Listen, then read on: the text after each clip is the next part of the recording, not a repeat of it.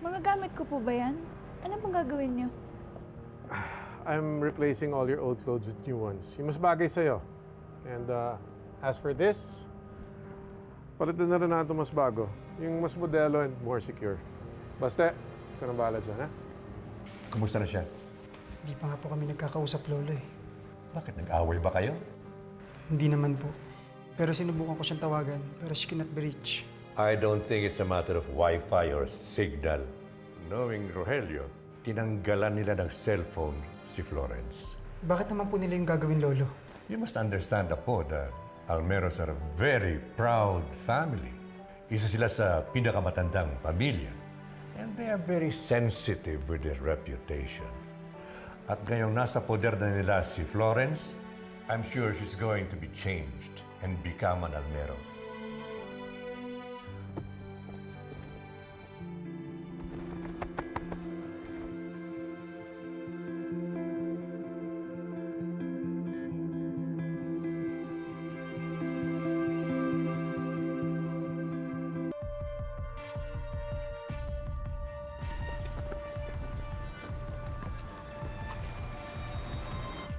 Florence, pwede ba tayo mag-usap? Pwede bang mamaya na lang? Gagawa na lang ako ng paraan para makausap ka. Kaibigan mo kami, Florence! We're not a threat! Okay ka na ba, te? Tatawag Huwag kayong manulak! Ano ba? Hoy! Kuya, tama na! Kuya, hindi ko sila kaaway! Kuya, tama na! Hindi ko sila mga kaaway! Mga kaibigan ko yan! Halika na! Halika na!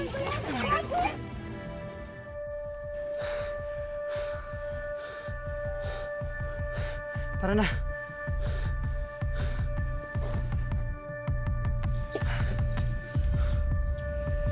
Oh my God, nagkakagulo!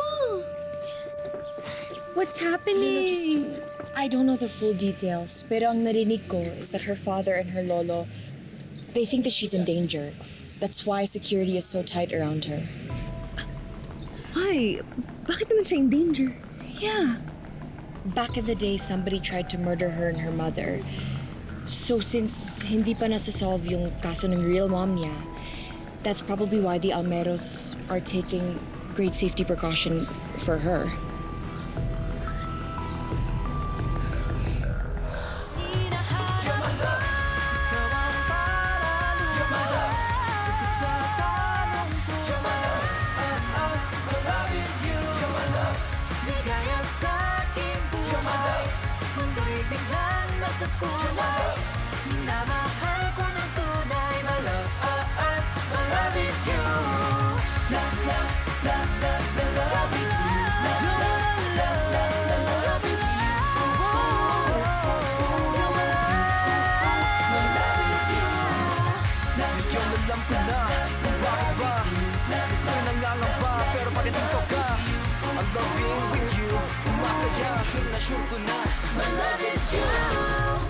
Nakita mo?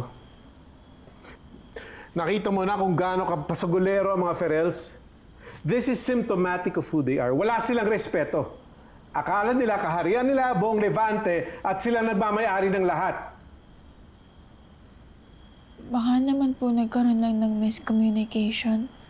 At nagawa mo pang ipagtanggol sila. So sino may kasalanan dito? Ikaw ba? Ikaw ang dapat sisihin sa lahat ng nangyari? Lorenzo. Celestina, you have to understand. Hindi mo pwedeng pagkatiwalaan ang mga Ferrells. Pero nakasama ko rin po sila sa bahay ng matagal, kaya napalapit po ako sa kanila. Tsaka isang eskwelahan po yung pinapasukan namin. Makakasalamuha ko pa rin po sila. You're right. Hindi mo sila maiiwasan. So I think it's about time na ilipat na lang kita ng eskwelahan. Oh, look, let's not overreact, Lorenzo. Look, nag-start na yung school.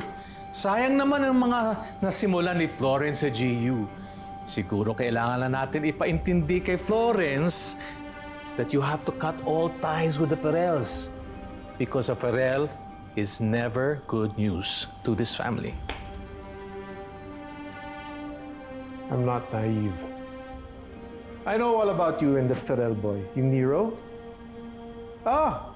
Kunento sa akin ng lolo mo yung mga shenanigans niyo ng ball. Is he your boyfriend? It doesn't matter. Because I will never allow that relationship.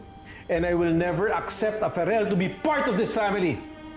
Ngayon, kung hindi mo ako pakikinggan at ipagpapatuloy mo ang relasyon mo dyan sa Ferrell na yan, I will pull you out of your university and send you abroad. May good news ako sa inyo. Teka, mukhang wrong timing ako. I'm sorry if I intrude in this family matter. Sige, babalik. No, just stay, Samuel. Tapos rin naman si Lorenzo eh. At I want an update tungkol dun sa dealings with the Marqueses. Go to your room. Pag-isipin mo mabuti yung sinabi ko sa'yo.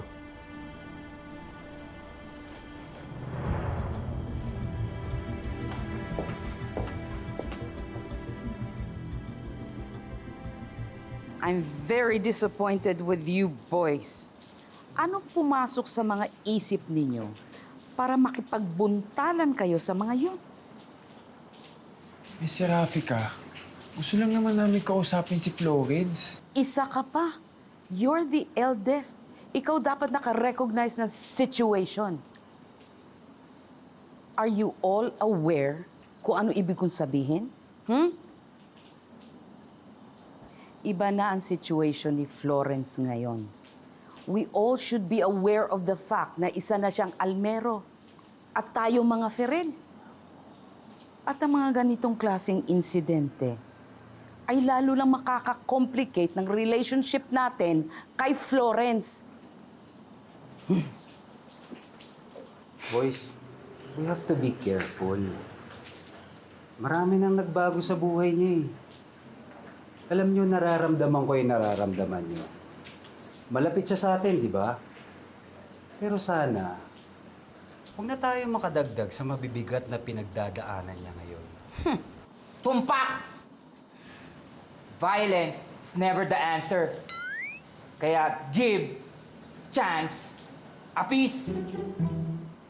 Give peace a chance. Parehas lang yun. How's the fight, boys? Did you do it? Ginawa niyo ba yung pinagagawa ko sa inyo? Of course, Lolo. I'm really disappointed, Don Ferrell.